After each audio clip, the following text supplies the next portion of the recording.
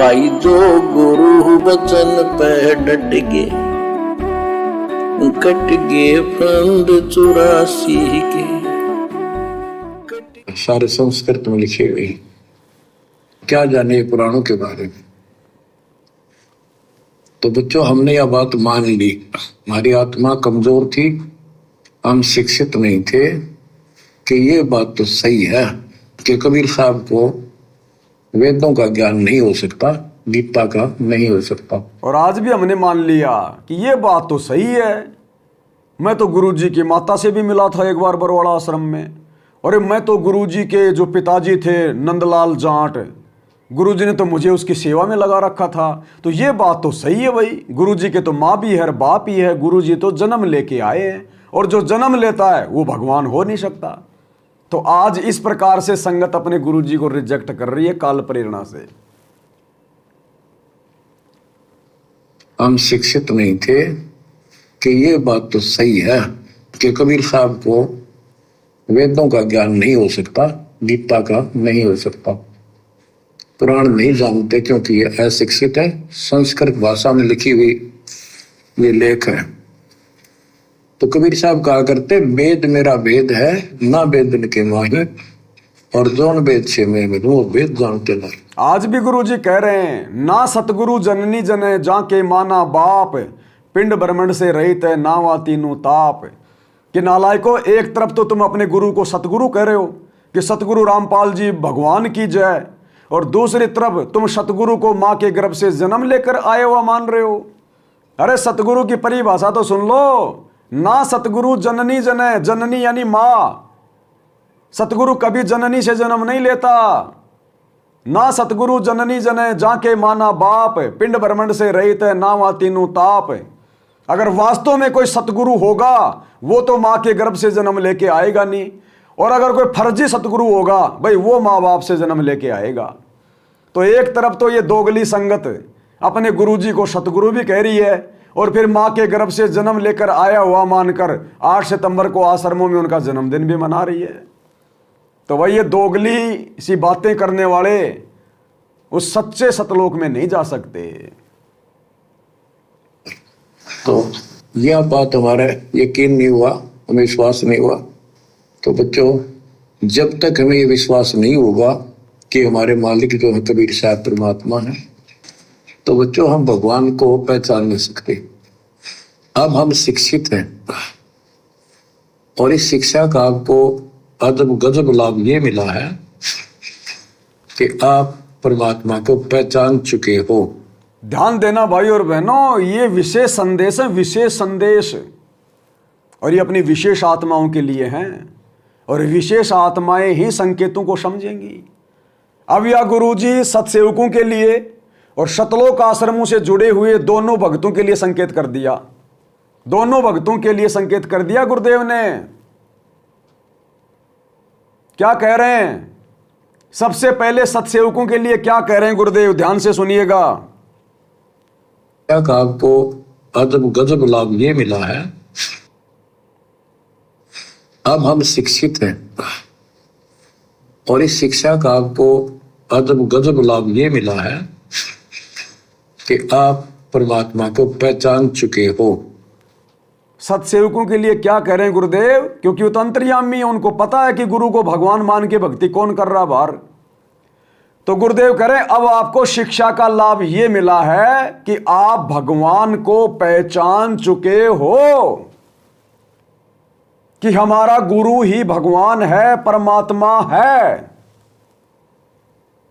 और यही हमें सतलोक लेकर जाएंगे, इनके अलावा और कोई कबीर नहीं है। तो पहला संकेत गुरुदेव ने किया सत्सेवकों के लिए कि अब आप भगवान को पहचान चुके हो। एक बार फिर से सुन लीजिएगा। ठीक है, और इस शिक्षा का आपको अदब गजब लाभ ये मिला है कि आप परमात्मा को पहचान चुके हो।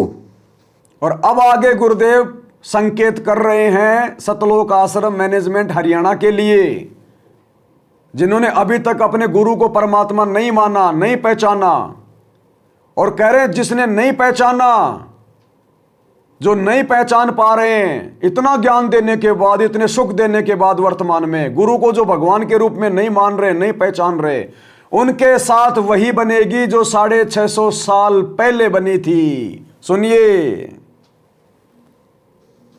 छोटे छोटे बच्चे भी शिक्षित हैं, बूढ़े बुजुर्ग भी शिक्षित है, और ग्रंथ आपके रूबरू दास ने कर दिए। तो पुण्यात्माओं, आज आपको 100% ये विश्वास हो चुका है कबीर जी को। जिनको ये विश्वास नहीं है उनके साथ वही बनेगी जो 600 साल पहले बनी थी। जिनको विश्वास नहीं है कि हमारा गुरु ही परमात्मा है, गुरु ही कबीर है, और जो दाढ़ी मूछ वाली नकली कबीर की फोटो का प्रकट दिवस मनाना नहीं छोड़ेगा, करे उनके साथ वही बनेगी। गुरु को मानुष मानने वालों के साथ वही बनेगी जो 650 साल पहले बनी थी। जिनको ये विश्वास नहीं है उनके साथ वही बनेगी जो 600 साल पहले बनी थी। पुण्यात्माओं, वो परमात्मा उस दिन भी भगवान थे कबीर साहब, और आज भी भगवान है। जब एक झोपड़ी में रहा करते, वो कबीर परमात्मा उस समय पे भगवान थे क्योंकि गुरु रूप में थे, और आज भी भगवान है। तो आज कौन है? सतगुरु, जो उस समय एक झोपड़ी में बैठ के ज्ञान दिया करते थे, जो आज जेल में बैठ के भी ज्ञान दे रहा है, क्योंकि ये भगवान ही कर सकता है अजब गजब कारनामे। जेल से सत्संग, चारों युगों में ऐसा ना कभी हुआ, ना कभी आगे होगा। भूतो न भविष्यति। जेल से जिसके ऊपर देशद्रोह का मुकदमा लगा हुआ है, और जेल से एक एक घंटे के सत्संग भेज रहा है, नौकरी चले जाए पूरे स्टाफ की जेलर सहित, लेकिन कोई चुकार भी नहीं रहा। परमात्मा ने सबकी बुद्धि ऑफ कर रखी है। तो 650 साल पहले कहां से करता था सत्संग? झोपड़ी में बैठ के। और आज जेल में बैठ के सत्संग कर रहा है, पूरी दुनिया का पालन पोषण कर रहा है जेल में बैठ के, और 650 साल पहले झोपड़ी में बैठ के दुनिया का पालन पोषण कर रहा था। सुनिए, पुण्यात्माओं, वो परमात्मा उस दिन भी भगवान थे कबीर साहब, आज भी है, और आज भी भगवान है। जब एक झोपड़ी में रहा करते थे और एक निर्धन गुलाहे की भूमिका किया करते थे, अभिनय करते थे, 120 वर्ष तक उसी कुटिया से, झोपड़ी से उठकर मगहर चले गए, और वहां से सशरीर अपने सतलोक को चले गए। लोग ये कहा करते थे, ये दुलाहा, ये दानक, ये गरीब आदमी, इसको रोटी भी पूरी समय पर नहीं होती, इसको तुम भगवान कहते हो। और लोग क्या कहा करते थे उस समय उस कबीर भगवान के बारे में? क्योंकि हम भगत उस समय अपने गुरुजी की चर्चा करते थे, हमें सुख हो गए थे। हमारे गुरुजी परमात्मा है, भगवान है, परमेश्वर आए हुए हैं, सारी सृष्टि को रचने वाले हैं। तो लोग हमारा मजाक उड़ाया करते थे कि तुम किसको भगवान कह रहे हो? वो कबीर को, वो नीरू के बेटे को, जुलाहे को, जिसको रोटी भी ढंग से नसीब नहीं हो रही, एक झोपड़ी में रहता है। अगर इतना ही बड़ा भगवान है तो भगवान तो 1 सेकंड में अपना महल बना ले, महल।